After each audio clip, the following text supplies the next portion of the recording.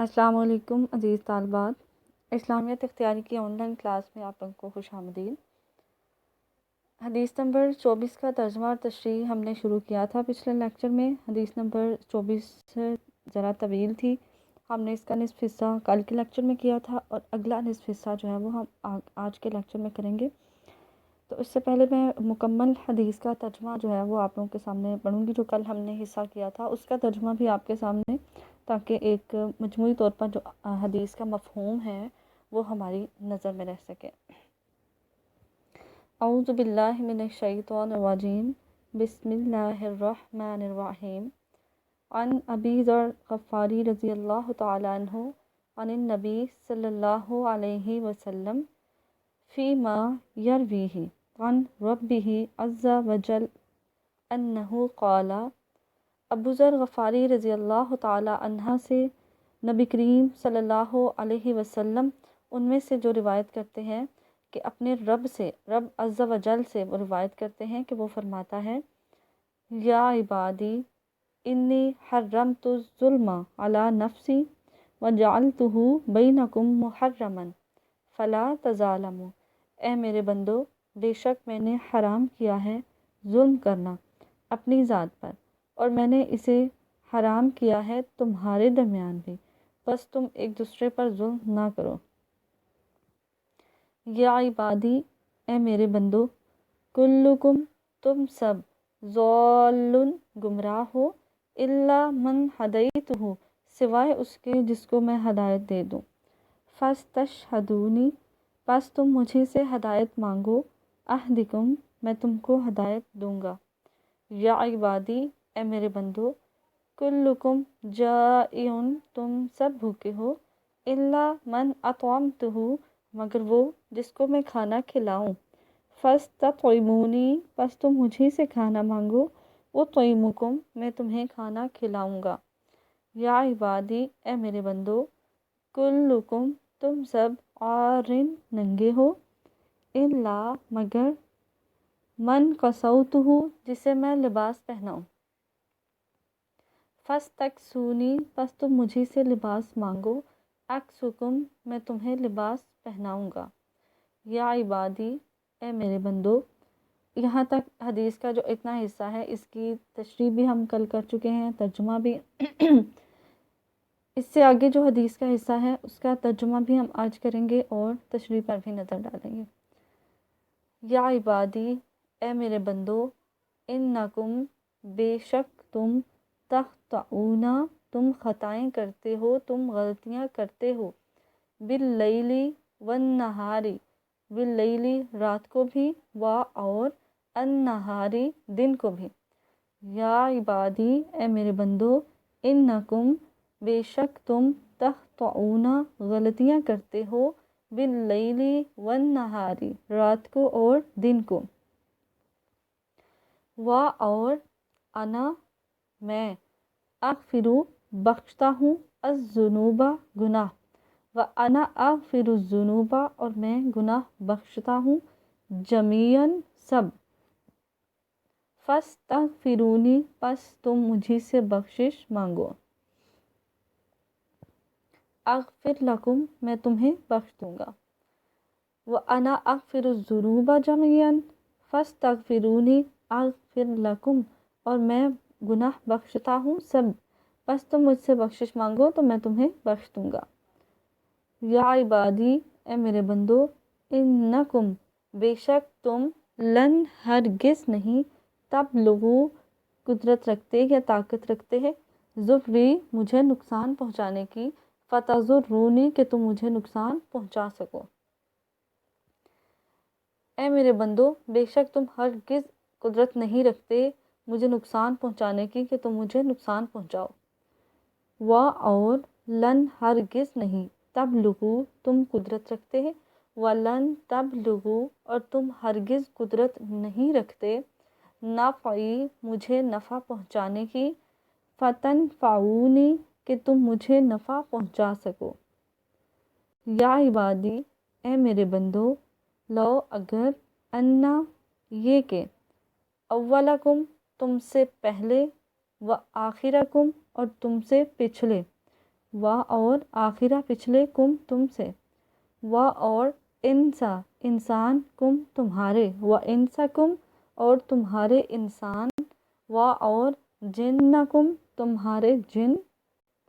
کانو ہو جائیں علی اس پر اتقا متقی ترین یا نیک، قلبی دل رکھنے والے، رجلن آدمی کے، واحدن ایک کے، منکم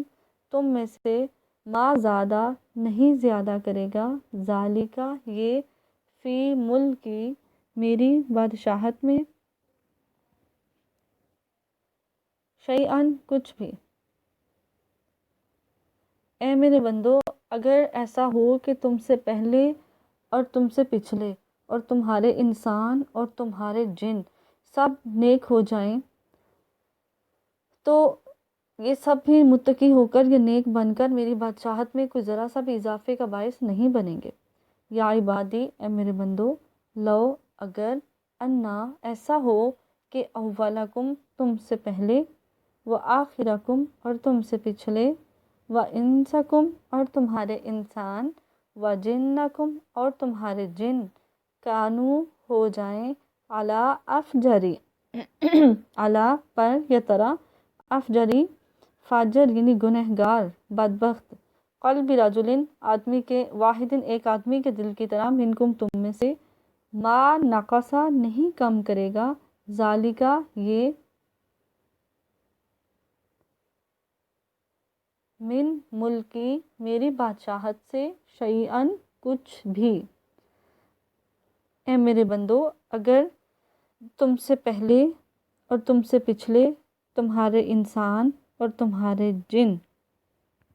بدترین بن جائیں تو اس سے میری حکومت میں بالکل کمی نہیں آئے گی۔ یا عبادی اے میرے بندو، لو اگر، انا یہ کہ، اولکم تم سے پہلے، و آخرکم اور تم سے پچھلے، و انسکم اور تمہارے انسان، و جنکم اور تمہارے جن، قامو کھڑے ہو جائیں، فی صعیدن میدان میں، واحدن ایک، فاسألونی پس وہ مجھ سے مانگیں،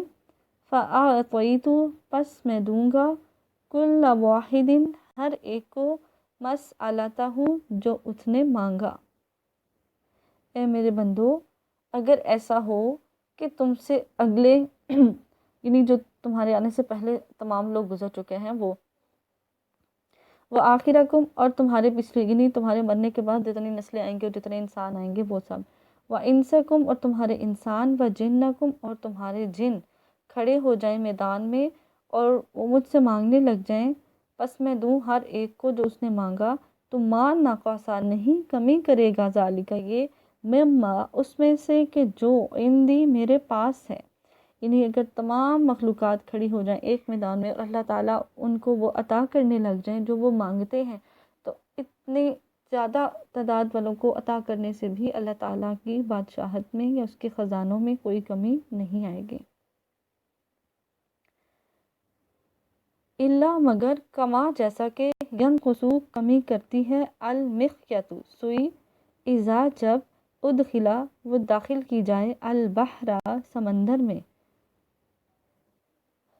یعنی تمام لوگوں کے اللہ تعالیٰ سے سوال کرنے کے بعد اللہ تعالیٰ جب ان کو عطا کریں گے جو انہوں نے مانگا، تو اللہ کے خزانوں میں کوئی کمی نہیں آئے گی، اور اتنی سی آئے گی جیسا کہ ایک سمندر میں ایک سوئی ڈبو کر نکال لی جائے تو سمندر کے پانی میں کمی آتی ہے، ایسے ہی ہم تصور کر سکتے ہیں کہ اللہ کے خزانوں میں کمی آئے گی۔ انما سوائے اس کے، ہیا یہ، اعمالکم تمہارے اعمال ہیں، احصیہا کہ جن کو میں شمار کرتا ہوں، لکم تمہارے لیے، ثم پھر، اوفیکم تم کو پورا بدلہ دوں گا، ایہا ان کا، فمن وجد خیرن پس جو کوئی پائے اچھی چیز، فمن پس جو کوئی وجدہ پائے، خیرن اچھی چیز، فلیحمد اللہ پس اس کو چاہیے کہ الحمدللہ کہے یعنی اللہ کا شکر ادا کرے، ومن وجدہ غیر ذالکا اور جو اس کے علاوہ کچھ پائے،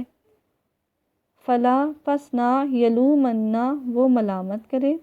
الا نفسہ مگر اپنے آپ کو، یعنی اپنے سوا وہ کسی اور کو ملامت نہ کرے اگر اسے کوئی اچھی چیز نہیں ملتی تو۔ رواہ مسلم، اس کو مسلم نے روایت کیا ہے۔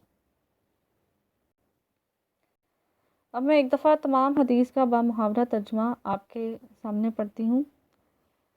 سیدنا ابو ذر غفاری رضی اللہ تعالیٰ عنہ نبی کریم صلی اللہ علیہ وسلم سے حدیث قدسی روایت کرتے ہیں کہ اللہ تعالیٰ نے فرمایا، میرے بندو، میں نے اپنے اوپر حرام کر رکھا ہے کہ کسی پر ظلم کروں، اور میں نے اسے تمہارے درمیان بھی حرام کر دیا ہے، لہٰذا تم ایک دوسرے پر ظلم نہ کرو۔ میرے بندو، تم سب گمراہ ہو سوائے اس کے جسے میں ہدایت دوں، بس تم مجھ سے ہدایت طلب کرو، میں تمہیں ضرور ہدایت دوں گا۔ میرے بندو، تم میں سے ہر ایک بھوکا ہے سوائے اس کے جسے میں کھانا دوں، تم مجھ سے کھانا مانگو، میں تمہیں ضرور کھانا دوں گا۔ میرے بندو، تم میں سے ہر ایک ننگا ہے سوائے اس کے جسے میں لباس پہناؤں، تم مجھ سے لباس طلب کرو، میں تمہیں لباس دوں گا۔ میرے بندو، تم دن رات گناہ کرتے ہو، میں تمام گناہ معاف کرتا ہوں، بس تم مجھ سے مغفرت طلب کرو، میں تمہیں بخش دوں گا۔ میرے بندو، تم مجھے کچھ نقصان پہنچا سکتے ہو نہ ہی فائدہ۔ میرے بندو، تم میں سے اگلے پچھلے انسان اور جن سب کے سب نیک ترین بن جائیں تو اس سے میری حکومت میں بالکل بھی اضافہ نہیں ہوگا۔ میرے بندو، اگر تم میں سے اگلے پچھلے انسان اور جن سب برے بن جائیں تو اس سے میری حکومت میں بالکل کوئی کمی نہیں آئے گی۔ میرے بندو، اگر تمہارے اگلے پچھلے انسان اور جن تمام کے تمام کھلے میدان میں کھڑے ہو کر مجھ سے مانگیں اور میں ہر ایک مانگنے والے کو اس کی مانگ دیتا جاؤں تو اس سے میرے خزانوں میں بس اتنی سی کمی آتی ہے جتنی سمندر میں سوئی ڈبو کا نکالنے سے سمندر میں کمی آتی ہے۔ میرے بندو، میں تمہارے اعمال کو محفوظ کر رہا ہوں، تمہیں ان کی پوری پوری جزا دوں گا، بس جو شخص اچھا نتیجہ پائے تو وہ اللہ تعالیٰ کی حمد کرے، اور جسے اچھا نتیجہ نہ ملے تو وہ صرف اپنے آپ کو ہی ملامت کرے۔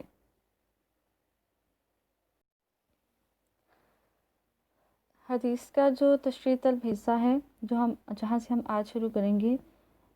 اس حصے میں سب سے پہلے اللہ تعالیٰ نے اپنے غفور الرحیم ہونے کا ذکر فرمایا ہے، اور ہمیں یہ بتا دیا ہے کہ غلطی کرنا جو ہے وہ ہماری سرشت میں شامل ہے۔ اے میرے بندو، بے شک تم غلطیاں کرتے ہو رات کو بھی اور دن کو بھی، اور میں بخشتا ہوں سب گناہ، پس تم مجھ سے بخشش مانگو، میں تمہیں بخش دوں گا۔ استغفار کی بڑی فضیلت ہے۔ اللہ تعالیٰ سے جو شخص استغفار کرتا ہے تو اللہ تعالیٰ اسے ہر مشکل اور پریشانی سے نجات دیتا ہے، اور ایسی جگہ سے رزق عطا فرماتا ہے جس کا اسے وہم و گمان بھی نہیں ہوتا۔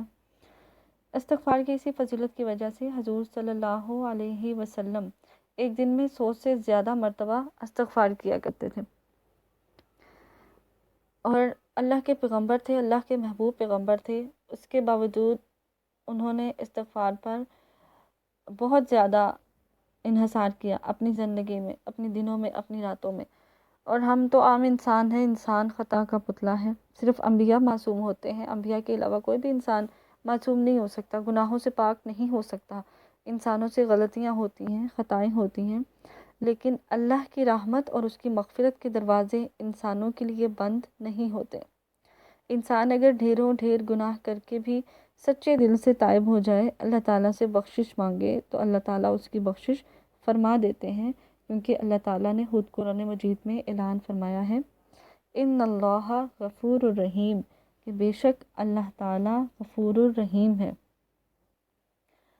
حضرت ابو سعید خدری رضی اللہ عنہ سے روایت ہے کہ حضور صلی اللہ علیہ وسلم نے فرمایا، شیطان نے کہا تھا، اے رب، مجھے تیری عزت اور جلال کی قسم، جب تک ان لوگوں کے اجسام میں ان کی ارواح رہیں گی میں تب تک انہیں گمراہ کرتا رہوں گا۔ تو اللہ تعالیٰ نے فرمایا تھا، مجھے اپنے عزت اور جلال کی قسم، یہ بندے جب تک استغفار کرتے رہیں گے میں بھی انہیں معاف کرتا رہوں گا۔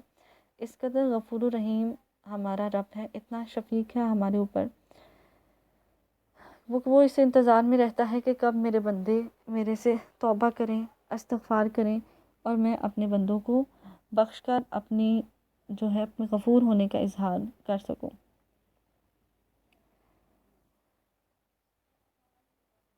حضرت انس رضی اللہ عنہ سے روایت ہے، کہتے ہیں رسول صلی اللہ علیہ وسلم نے فرمایا، اے ابن آدم، تو جب تک مجھے پکارتا رہے گا اور جب تک میری رحمت کا امیدوار رہتا ہے، تیرے اعمال کیسے ہی کیوں نہ ہو میں تجھے بخش دوں گا، مجھے کوئی پرواہ نہیں ہے۔ استغفار کے حوالے سے یہ ایک جو ہے اللہ تعالیٰ نے عام معافی کا اعلان کیا ہے انسانوں کے لیے، کہ جتنے بھی گناہ ہوں، جب تک بھی گناہ انسان کرتا رہے تو موت سے پہلے اگر وہ سچے دل سے اللہ سے معافی مانگ لے گا تو اللہ تعالیٰ اس کے سب گناہ معاف کر دے گا، لیکن ایک گناہ کی معافی نہیں ہے۔ اس کا بھی ہمیں علم قرآن پاک سے ہی ہوتا ہے کہ اللہ تعالیٰ نے قرآن پاک میں فرمایا ہے کہ اللہ تعالیٰ شرک کو معاف نہیں کرتا، شرک کے علاوہ جس گناہ کو چاہے گا معاف کر دے گا، لیکن اللہ تعالیٰ جو ہے وہ شرک کو معاف نہیں کرے گا۔ تو اس لیے ہم جتنے بھی گناہ گار ہوں ہمارے گناہ معاف ہو جائیں گے اگر ہم اللہ تعالیٰ سے توبہ کر لیں گے سچے دل سے۔ تو ایک گناہ ہے جس سے ہمیں بچنا ہے، وہ شرک ہے، کیونکہ شرک کی معافی جو ہے وہ ہمیں اللہ تعالیٰ کی طرف سے نہیں ملے گی۔ اس کے علاوہ وہ ہمارے تمام گناہ معاف کر دے گا اگر ہم توبہ کریں گے اور ان گناہوں سے بچنے کا یا ان کو نہ کرنے کا عہد کریں گے۔ اس کے بعد یہ اللہ تعالیٰ نے خود قرآن پاک میں ہمارے لیے اعلان فرما کر ہماری حوصلہ افزائی کی ہے۔ لیکن اس کا مطلب یہ بھی نہیں ہے کہ انسان اللہ تعالیٰ کی اس صفت کو آڑ بنا کر اور گناہ کرتا رہے، صرف یہ سوچ کر کہ اللہ تعالیٰ جو ہے وہ معاف کرنے والا ہے، غفور الرحیم ہے۔ کوشش کرنی چاہیے گناہوں سے بچنے کی جہاں تک ممکن ہو سکے، لیکن اگر انسان سے شعوری طور پر یا لاشعوری طور پر کچھ گناہ ہو جائیں جانتے بوجھتے ہوئے یا انجانے میں، تو پھر اس کو معافی کی طرف بھی لازمی رجوع کرنا چاہیے اور تکبر نہیں کرنا چاہیے اپنے اعمال پر۔ تکبر بھی اعمال کو ضائع کر دیتا ہے، جیسے کہ اللہ تعالیٰ نے فرمایا ہے اسی حدیث کے اگلے حصے میں کہ اے میرے بندو، تم ہرگز قدرت نہیں رکھتے مجھے نقصان پہنچانے کی کہ نقصان پہنچا سکو، اور نہ ہی مجھے نفع پہنچانے کی قدرت رکھتے ہو کہ مجھے نفع پہنچا سکو۔ کہ اگر تم سب، تمہارے پہلے تمہارے پچھلے تمام انسان تمام جن متقی ہو جائیں تو میری بادشاہت میں کچھ اضافہ نہیں ہوگا، اور اگر یہ سب لوگ گنہگار بھی ہو جائیں تو میری بادشاہت میں کوئی کمی نہیں آئے گی۔ تو حدیث کے سلسلے سے ہمیں یہ پتہ چلتا ہے کہ ہمیں اپنے اعمال پر تکبر نہیں کرنا۔ اگر ہم نیکیاں کرنے والے ہیں، ہم مومن ہیں، تو ہمیں یہ نہیں سوچنا چاہیے کہ اس سے ہم اللہ تعالیٰ پر کوئی احسان کریں، بلکہ اللہ تعالیٰ نے ہمیں جتلا دیا ہے کہ تمہاری نہ تو نیکیاں میری حکومت میں اضافے کا سبب ہے اور نہ ہی تمہارے گناہ میری حکومت میں کسی قسم کی کمی کا سبب ہے۔ انسان کے جو اعمال ہیں وہ اس کے اپنے لیے ہیں، اگر وہ نیکیاں کرے گا یا اچھے کام کرے گا تو اس کا اچھا اجر بھی اسی کو ملے گا، اور اگر وہ گناہ کرے گا، برائیاں کرے گا، تو وہ برائیاں بھی وہ اپنے لیے ہی سمیٹ رہا ہے، جس کا کل کو اس کو بدلہ دیکھنا پڑے گا۔ نیکی کرے گا تو اپنا ہی بھلا کرے گا، اور اگر گناہ کرے گا تو وہ اپنا ہی نقصان کرے گا۔ جیسے کہ حدیث قدسی میں یہ بات واضح ہو گئی ہے، جو حدیث ہم پڑھ رہے ہیں، کہ اگر کوئی متقی یا پرہیزگار ہے تو وہ یہ خیال کرنے لگ جائے کہ میں تقوی اختیار کر کے اللہ پر کوئی احسان کر رہا ہوں، یا اگر کوئی بدکار ہے تو وہ یہ خیال کرنے لگ جائے کہ میں اپنے فسق و فجور سے معاذ اللہ کی عزت کو کوئی نقصان پہنچا رہا ہوں، تو ایسا ممکن نہیں ہے۔ اللہ کی حکومت کو نہ نقصان پہنچا سکتے ہیں ہم، اور نہ ہی ہم فائدہ پہنچا سکتے ہیں۔ اللہ تعالیٰ جو ہمیں بار بار تلقین کرتے ہیں نا نیکیاں اختیار کرنے کی اور گناہوں سے بچنے کی، وہ اس لیے کہ ہمارا رب ہمیں پیدا کرنے والا ہے، اسے ہماری فکر ہے، وہ جانتا ہے کہ کل کو روز محشر سب کا حساب کتاب ہوگا، اور اس میں نہ کوئی سفارش چلے گی، نہ کوئی تجارت چلے گی، اور نہ ہی کوئی رشوت ہوگی، وہ انصاف کی عدالت ہوگی اور وہاں پر اعمال کو ہی تولا جائے گا۔ تو اس وجہ سے اللہ تعالیٰ جو ہے اس نے اللہ پاک نے کائنات کے نظام میں ہمارے لیے یہ بندوبست کیا کہ انبیاء بھیجے، کتابیں نازل کی، ہمیں بتایا یہ راہ سیدھی ہے، کہ راہ جو ہے وہ ٹیڑھی ہے، تاکہ ہم بچ سکیں ٹیڑھی راہ سے اور سیدھی راہ پر چل سکیں۔ تو جو ہمارے اعمال ہیں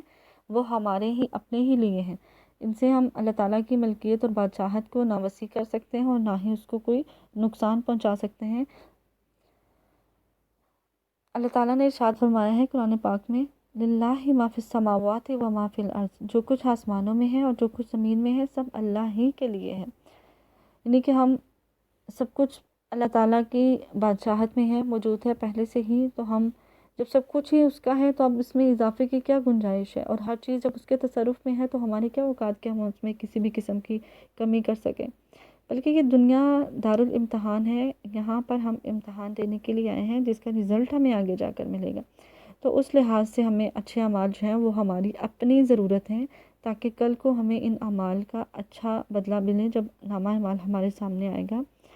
تو اس کو دیکھ کر ہم رنج اور غم میں مبتلا نہ ہو جائیں. اس وجہ سے ہمیں اچھے اور نیک اعمال کرنے کی ضرورت ہے. اس سے حقیقت کا اظہار جو ہے وہ اس حدیث قدسی کے آخری حصے میں کر دیا گیا ہے. اللہ تعالیٰ نے ہمیں ہماری حیثیت جو ہے وہ یاد دلا کر آگے اللہ تعالیٰ نے یہ فرما دیا ہے کہ تمہارے اعمال کو میں شمار کرتا ہوں، میں ان کا حساب رکھ رہا ہوں اور تمہیں ان کا پورا پورا بدلہ دوں گا. تو بدلے کے وقت اگر کسی کو کوئی اچھی چیز ملے